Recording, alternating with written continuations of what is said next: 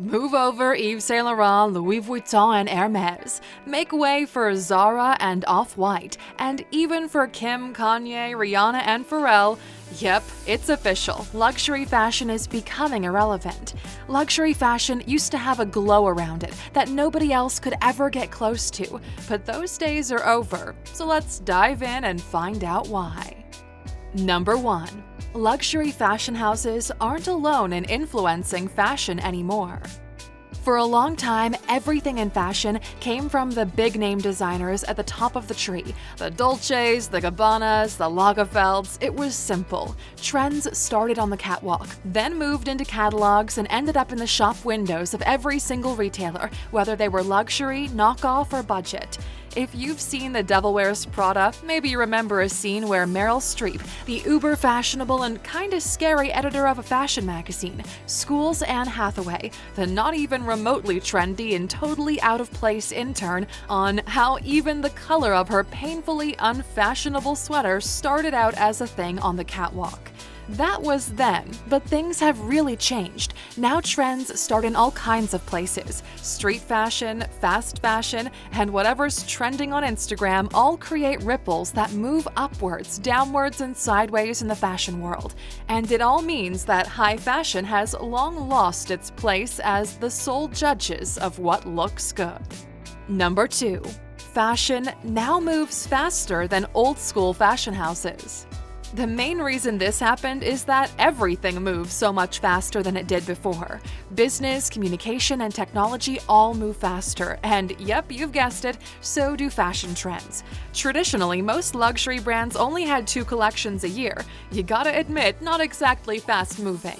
Once the internet took off, the stage was wide open for new players to come along. Players who could react way faster to demands for a new look and have it in shop windows before you could say Prada.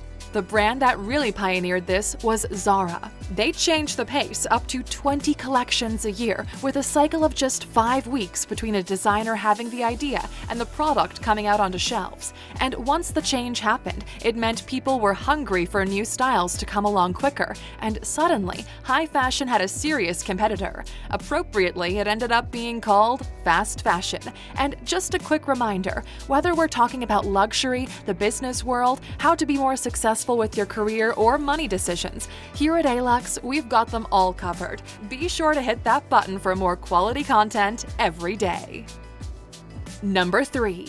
Social media and influencers put it up another gear. So the internet becoming a big thing, that was already a couple of decades ago, but things get way faster once you factor in social media into the equation. Influencers are constantly looking for the new dress, bag, or swimsuit to rock on their Instagram pages, and they want what's trending now. Definitely not something that comes out just in 2, 3, or 4 collections a year, and the whole pace goes up a gear. And just in case you hadn't noticed, these days Instagram gets the attention of a lot more people than any fashion show in Milan, Paris, or New York. And while the luxury brands were busy focusing on the fashion shows and old-school marketing campaigns, younger brands got to work on storytelling on social media. Brands like Off-White, IMG, and Reformation have millions of followers on Instagram, creating a message that resonated with a younger audience and disrupting the market.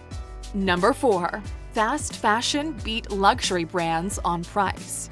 Another huge reason why fast fashion looks like such a great option compared to luxury fashion. Duh, it's cheaper. You get to look cool at a fraction of the price. It's the whole idea that drives fast fashion.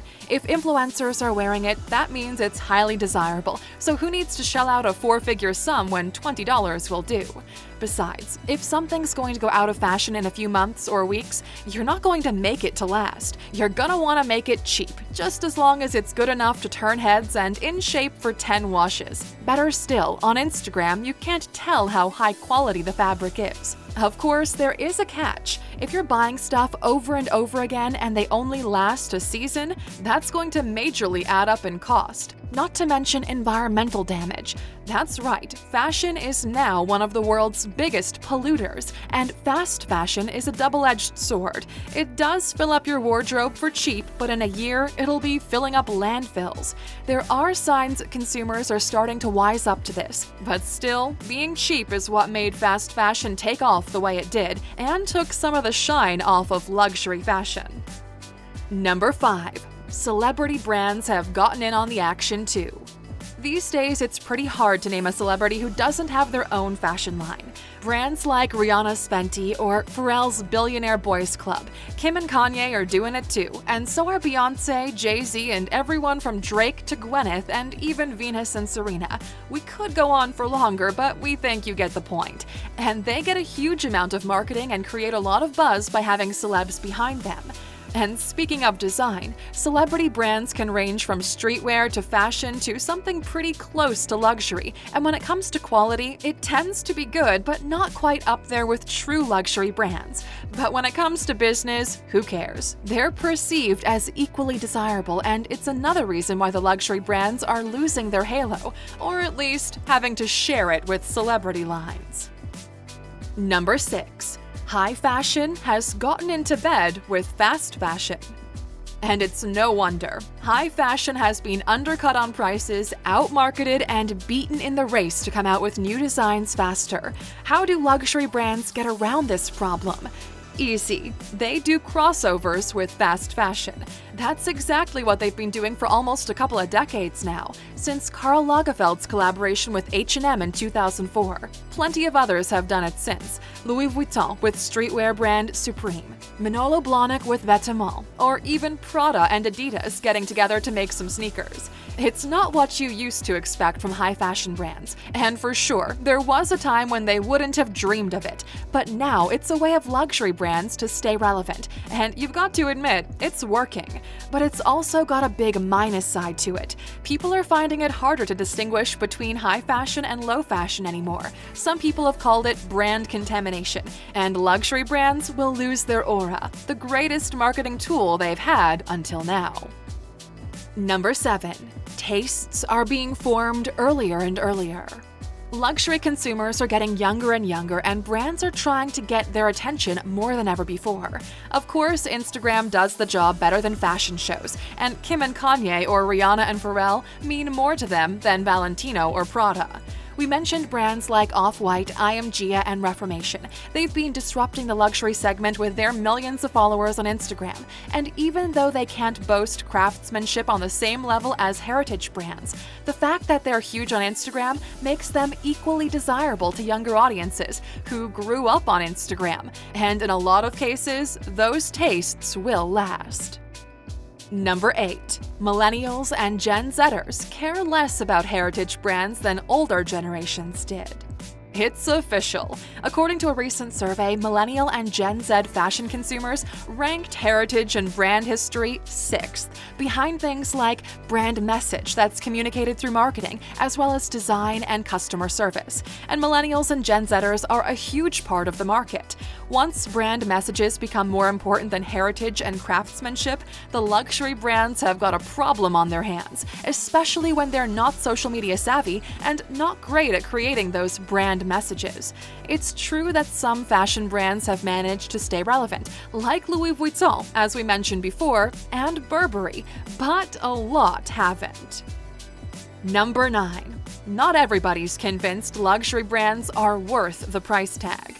When cheaper brands are equally as appealing and people don't care about craftsmanship as much, it gets harder for luxury brands to justify the price tag. And young consumers have gotten wise to the fact that just because something's expensive doesn't always mean it's worth all of that price. Sure, a lot goes into things like materials, design, and construction that are way better than anything you'll find in fast fashion. But still, a good part of that price tag goes toward things that you don't get to keep in your wardrobe, like expensive retail locations, big marketing budgets, and, for lack of a better word, prestige. A couple of decades ago, customers who could afford luxury brands still thought it was worth paying for these things. Now, a lot of younger people aren't so sure.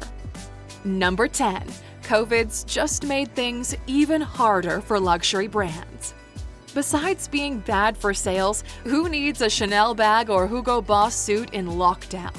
The other problem is fashion shows. Fashion shows in Paris, Milan, London, and New York are where fashion used to go on display, and it was the platform where luxury brands used to really create waves. Now, it's not just that luxury fashion's been threatened by fast fashion for over a decade. Their main platform got taken away when fashion shows were canceled.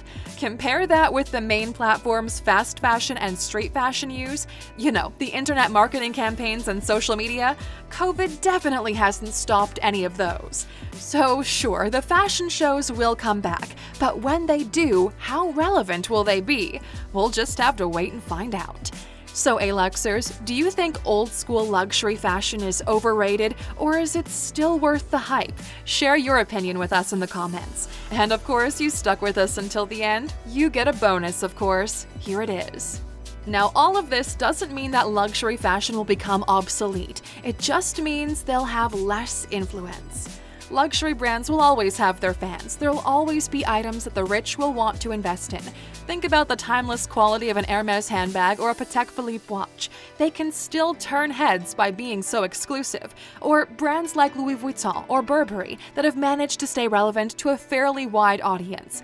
Some luxury brands will stay going strong. Others will probably suffer. There'll be those that'll become harder to distinguish from lower-end brands. These are trends that are already happening.